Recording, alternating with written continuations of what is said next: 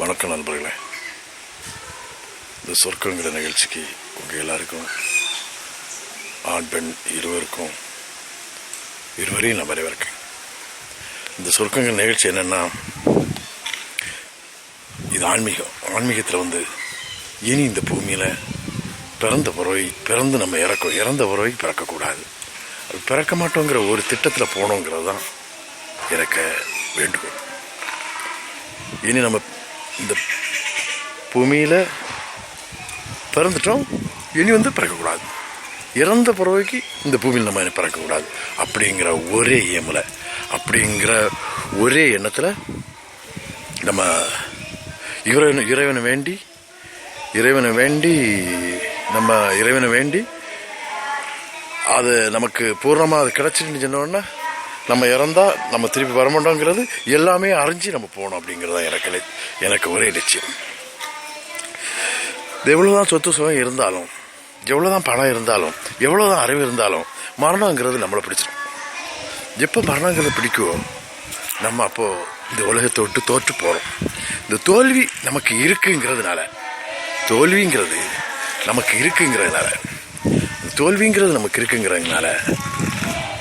அந்த தோல்வி எல்லாருக்குமே ஆகும், எல்லாருக்கும் அது வந்துதான் ஆகும் அப்படிங்கிற ஒரு கட்டாயம் இருக்கு. அந்த கட்டாயம் இருக்கிறதுனால இறைவனை நல்லா பிரார்த்திச்சு நல்லா பிரார்த்திச்சு பிறகு இப்படி தீர்த்து நம்ம இங்கிருந்து போகணும். அதுக்குள்ள ஒரே வழிதான் இந்த ஆன்மீகம். எல்லாரும் ஆன்மீகத்தில் சொல்லுவாங்க, உனக்கு பொன் பொருளெல்லாம் சேர்த்து தரேன், பொன் பொருள் இதெல்லாம் சேர்க்குது நம்ம இல்லை, நவக்கிரகம் 9 நவக்கிரகம் தான் பொன் பொருளெல்லாம் சேர்க்கும். பொன் பொருள் பூமி இதெல்லாம் அதுதான் அவங்க தான் சேர்ப்பாங்க. ஏன்னா அவங்க இதுக்கு நியமிக்கப்பட்டது, இறைவனால் நியமிக்கப்பட்டது தான் அந்த நவக்கிரகங்கள். அதை மிஞ்சி யாருமே எதுவுமே செய்ய முடியாது. உங்களுக்கு காலில் கருத்தர் சொன்ன மாதிரி உங்களுக்கு உங்கள் முடியில் ஒரு முடி விழும்னாலும் அது என்கிட்ட கேட்டு தான் விழும், ஒன்று தழுக்கன்னாலும் என்கிட்ட கேட்டு தான் தழுக்கும் அப்படின்னு பைபிளில் சொல்லுவார் கர்த்தர். அதே மாதிரி தான் நீங்கள் அந்த எவ்வளோதான் முயற்சி பண்ணினாலும் ஆன்மீகத்தில் பல காரியங்கள் நடக்குமா இருக்கும். சொந்தமாக ஒரு நார்மல் ரீதியிலேருந்து நீங்கள் முயற்சி பண்ணால் எதுவுமே நடக்க போகிறதில்ல. ஆனால் நடக்கும். நவக்கிரகங்களில் என்ன எழுதி விட்டுருக்கோ அது மட்டும்தான் செயல்படும், உங்களுக்கு அது மட்டும்தான் செயல்படுத்த முடியும். வேறு எதுவுமே செயல்படுற மாதிரி யாரும் கெட்டு பேருக்கும் தெரியலை. அதனால் நித்திய பிரார்த்தனையினால ஈஸ்வரன் அடையலாம். அந்த இதை சொல்லிருக்க வேண்டியதான் நான் அந்த வெப்சைட்டே தொடங்குறது. நித்திய பிரார்த்தனையினால தொடங்கி பிறவிப்பிணி நீட்டாக தீர்த்து போகணுங்கிறது. பிறவிப்பிணி தீர்த்து போகணும். அதுக்கு என்ன வழி? அதுக்கு ஒரே வழி பிரார்த்தனை. அந்த பிரார்த்தனைங்கிற சொல்லிருக்க வேண்டியதான் நான் இதெல்லாம் உங்களுக்கு சொல்லியிருக்கேன். நம்ம இந்த பிரார்த்தனையினால நம்ம இதை நித்திய மோட்சத்தை அடைஞ்சிடலாம். நம்ம நித்திய மோட்சம்னு சொல்லக்கூடிய இனி பிராமம் இருக்குது. அதுக்காண்டி தான் நான் இதை சொல்லேன். ஆனால் பெண்களும் ஆண்களும் இந்த 2 பேருமே சேர்ந்து பிரார்த்திக்கணும். தனித்தனியாக பிரார்த்திச்சாலும் போதும். ஆனால் அம்மமாரும் இதில் கலந்துக்கணும். அம்மமார் கலந்தாதான் இந்த ஒரு மோட்ச அடிப்படையை ஆம்பளைகளுக்கும் ஊட்ட முடியும். மோட்சங்கிறத அம்மமாரி சொன்னாதான் ஆம்பளை கேட்கும், ஆம்பளை சொன்னாதான் பொம்பளை கேட்கும். அதான் அதுக்கு படைப்புக்கு ரீதி ரகசியமாக அதுதான். ஒரு மனுஷனை உருவாக்க ஒரு ஆம்பளைக்கு 1 மணிக்கூர் என்ன போதும். அந்த மனுஷனை உருவாக்கி எடுக்க 10 மாதம் வேணும். 10 மாதம் அந்த அம்மாவுக்கு வேணும். அந்த அம்மா 10 மாதம் அவனை பந்தஸ்தா வயிற்றுல வச்சு பிள்ளையை ஒழுங்காக பிரசவிச்சிருப்பாங்க. அம்மைக்கு தான் கூடுதல் வேலை, பொறுப்பு, குடும்பத்தில் பொறுப்பு அவ்வளோ அம்மைக்கு தான். அப்பா உழைக்கக்கூடிய ஆள், உழைச்சி கொண்டு கொடுப்பாரு. அம்மா அவிச்சு நீட்டாக பக்குவமாக தரக்கூடியவங்க. அதனால் அம்மமாருக்கு தான் மெயின். அம்மமாருக்கு இந்த மோட்சத்தில் இனி பிறவாமல் இருக்க மோட்சத்துக்கு அம்மமாரும் பாடுபடணும். அம்மமார் பிள்ளைகளை அது கணக்கை வளர்க்கணும். பிள்ளைங்களை அது கணக்கை பக்குவமாக வளர்க்கணும். நமக்கு பொன் பொருள் தான் சேர்க்குறது ஒரு விஷயம் இல்லை.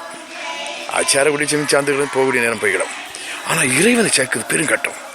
நம்ம பருவத்தில், நம்ம பருவத்தில், இந்த பருவம்னா நம்ம பிராயத்தில் ஈஸ்வரனை கொஞ்சம் கொஞ்சமாக கும்பிட்டு ஈஸ்வரனுக்கிட்ட ஒரு அன்பை நம்ம பற்றிடணும். அன்பை பற்றிட்டோன்னு வச்சுக்கிடுங்க, ஈஸ்வரன் நம்மளை விட்டு போகவே மாட்டார். எந்த சமயத்திலையுமே சரி ஈஸ்வரன் வந்து நம்மளோட ஒட்டி இருக்கணும் அப்படிங்கிற ஒரு எண்ணம் நம்ம மனசுக்குள்ளே இருந்துகிட்டே இருக்கணும். நீங்கள் ஒரு நாளையில் 24 மணிக்கூரில் 5 நிமிஷம் இறைவனை நீங்கள் கும்பிட்டாவும் 5 நிமிஷம் நீங்கள் இறைவனை கும்பிட்டாலே ஈஸ்வரன் உங்ககிட்ட ஒரு ஆழமான ஒரு பழக்கத்தை வச்சுருவார். டெய்லி நான் இந்த சடையப்பர் கோயிலில் வந்து கும்பிடுவேன். டெய்லி கும்பிட்டுட்டு இருக்கேன். சில அன்னைக்கு எனக்கு வர முடியாமல் சூழ்நிலை இருக்கும். அல்லாத நாளில் எல்லாம் நான் டெய்லி வந்துடுவேன். வந்து கும்பிட்டுருக்கேன். ஏன் எதுக்கு வந்து கும்பிட்டேன்? இனி இந்த பூமியில் பிறந்துடப்படாது. நீ மற்றவங்க நினைப்பாங்க, ஓ பூமியில் கிடந்து ரொம்ப கஷ்டப்பட்டுப்பார் போல் இருக்கு, அதுதான் இனி இந்த பூமியில் பிறக்கப்படாது அப்படின்னு சொல்லிட்டாரு அப்படின்னு. இல்லை, நான் அந்த பூமியில் சூச்சவன். அது அப்போ சடைப்பனுக்கு தெரியும். அவர் தான் என்னை சூக்க வச்சது. சூச்சம் எனக்கு அதில் திருப்தி இல்லை. அது நீங்கள் மனசிலாக்கணும். சுவிச்ச பிறகு எனக்கு அதில் திருப்தி இல்லை. அதெல்லாம் வேஸ்ட் மாதிரி தெரியும். எல்லா சூச்சும் எனக்கு அது வேஸ்ட் மாதிரி தெரியும். இதில் எல்லாம் ஒன்றை இல்லை அப்படிங்கிற ஒரு எண்ணம் என் மனசுக்குள்ளே இருக்கு. அதனால நீங்கள் நான் சொல்லுவதை நம்பணும். பிறதையே நம்ம பெறப்படாது. பிறந்து வளரும் இந்த பூமியில் 30,600 நாள் தான் நீங்கள் இங்கே இருக்கிறீங்க. 100 வருஷம் உங்களுக்கு ஆயுஸ்து இருந்து பூர்ண ஆயுஸ்தோடு இருந்தால் 30,600 நாள் தான் இருக்குது. அந்த 30,600 நாளுக்கும் என்ன கஷ்டப்படணுங்கிறத நீங்கள் தான் பார்க்கணும்.